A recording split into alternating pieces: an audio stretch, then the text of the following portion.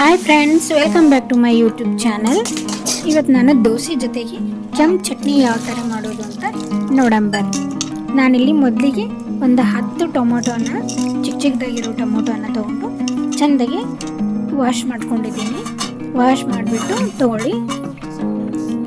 ನಾನು ಈ ಥರ ವಾಶ್ ಮಾಡಿ ಇಟ್ಕೊಂಡು ಇವನ್ನ ಒಂದು 4 ಭಾಗವಾಗಿ ತೊಳ್ಕೊತೀನಿ. ಚೆಂದಕ್ಕೆ ಈ ಥರ ಕಟ್ ಮಾಡಿಕೊಂಡು ಒಂದರಲ್ಲಿ 4 ಪೀಸ್ಗಳನ್ನು ಈ ಥರ ಕಟ್ ಮಾಡಿ ಅದನ್ನು ನಾನು ಮಿಕ್ಸಿ ಜಾರಲ್ಲಿ ಹಾಕೋತಾ ಇದ್ದೀನಿ.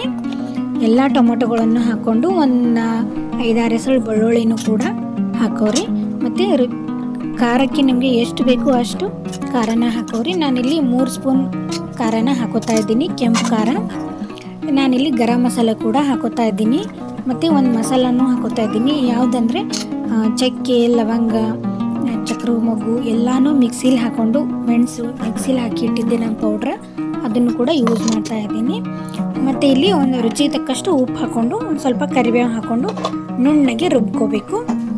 ನೋಡಿ, ಈ ಥರ ರುಬ್ಕೊಂಡಾದಮೇಲೆ ಒಂದು ಗ್ಯಾಸ್ ಹಚ್ಚಿ ಒಂದು ಪಾತ್ರೆನ ಇಟ್ಕೊಂಡು ಆ ಪಾತ್ರೆಯಲ್ಲಿ ಒಂದು ಸ್ವಲ್ಪ ಎಣ್ಣೆನ ಹಾಕೋತಾ ಇದ್ದೀನಿ. ಎಣ್ಣೆ ಹಾಕಿದ್ಮೇಲೆ ಜೀರಿಗೆ, ಸಾಸಿವೆ ಮತ್ತು ಕರಿಬೇವು, ಒಂದು 5-6 ಹೆಸರು ಬೆಳ್ಳುಳ್ಳಿನ ಚಿಕ್ಕದಾಗಿರೋದು, ನಾನು ಜವಾರಿ ಬೆಳ್ಳುಳ್ಳಿನ ತೊಗೋತಾ ಇದ್ದೀನಿ, ಹಾಗಾಗಿ ಸ್ವಲ್ಪ ಹಾಕೋತಾ ಇದ್ದೀನಿ. ಹಾಕ್ಕೊಂಡು ಒಂದು ಒಗ್ಗರಣೆನ ಹಾಕಿದ್ರೆ ಆಯಿತು. ಇಲ್ಲಿ ನಾನು ಟೊಮೊಟೊ ಪೇಸ್ಟ್ ಮಾಡಿದ್ದೆ ಅಲ್ವಾ, ಅದನ್ನು ಹಾಕ್ಕೊಂಡು ಚೆಂದಾಗಿ ಇವಾಗ ಮಿಕ್ಸ್ ಮಾಡ್ಕೋಬೇಕು. ನೋಡಿ, ಈ ಥರ ಕುದಿಬೇಕದು, ಪೂರ್ತಿ ನೀರೆಲ್ಲ ಹೋಗಬೇಕು. ಅಷ್ಟೋ ತನಕನೂ ಅದನ್ನು ಫ್ರೈ ಮಾಡಬೇಕು. ಹಾಗೆ ಇದೇ ಥರ ಫ್ರೈ ಮಾಡಿ ಫುಲ್ ನೀರೆಲ್ಲ ಹೋಗಬೇಕು. ಇದೇ ಥರ ನೋಡಿ, ಇವಾಗ ನಾನು ಮುಚ್ಚಿಟ್ಟು ಒಂದು 20 ನಿಮಿಷ ಇದೇ ಥರನೇ ಕುದಿಸ್ಬೇಕಿದನ್ನು. ಆವಾಗಲೇ ನೀರಿನ ಅಂಶ ಎಲ್ಲ ಹೋಗಿ ಚೆಂದಾಗಿ ಚಟ್ನಿ ರೆಡಿ ಆಗುತ್ತೆ. ಇದು ದೋಸೆ ಮೇಲೆಲ್ಲ ಸ್ಪ್ರೆಡ್ ಮಾಡಿ ತಿನ್ಬೋದು, ಚೆನ್ನಾಗಿರುತ್ತೆ. ನೋಡಿ, ಈ ಥರ ನೀರೆಲ್ಲ ಹೋಗಿ ಗಟ್ಟಿ ಆಗಬೇಕು. ಮ್ಯಾಲೆಲ್ಲ ಸ್ವಲ್ಪ ಎಣ್ಣೆ ಬಿಡಬೇಕು. ಆ ಥರ ಆದಮೇಲೆ ಈ ಚಟ್ನಿ ರೆಡಿ ಆಗುತ್ತೆ. ನೋಡಿ ಎಷ್ಟು ಚೆನ್ನಾಗಿದೆ.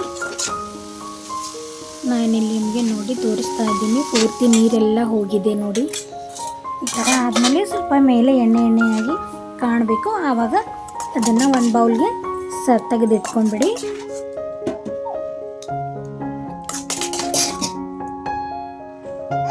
ನೋಡಿ ಎಷ್ಟು ಚೆನ್ನಾಗಿ ಕಾಣಿಸ್ತಾ ಇದೆ. ಇದು ಬಿಸಿ ಬಿಸಿ ಅನ್ನದ ಜೊತೆಗೆ ತುಂಬ ಚೆನ್ನಾಗಿರುತ್ತೆ. ಬಾಯೆಲ್ಲ ಕೆಟ್ಟಂಗಾಗಿರುತ್ತೆ ಅಲ್ವಾ, ಆವಾಗ ಈ ಥರ ಚಟ್ನಿನ ಮಾಡ್ಕೊಳ್ಳಿ. ಹುಳಿ ಒಂದು ಸ್ವಲ್ಪ ಸ್ವೀಟು ಚೆನ್ನಾಗಿರುತ್ತೆ.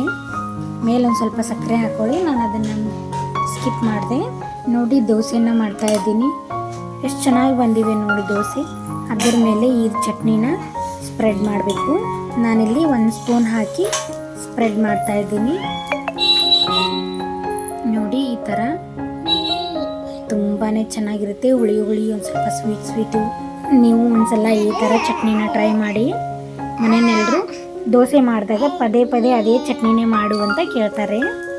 ನೀವು ಈ ಚಟ್ನಿನ 8 ದಿನದವರೆಗೂ ಸ್ಟೋರ್ ಮಾಡಿ ಇಟ್ಕೊಳ್ಬೋದು.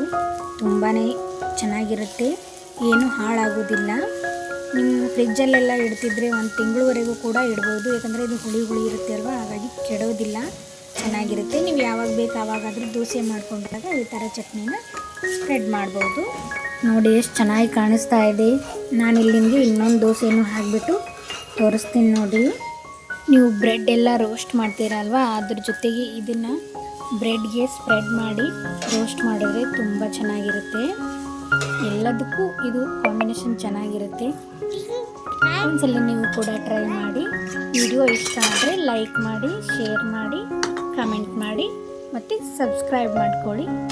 ಓಕೆ, ನೆಕ್ಸ್ಟ್ ವಿಡಿಯೋದಲ್ಲಿ ಸಿಗೋಣ. ಬಾಯ್.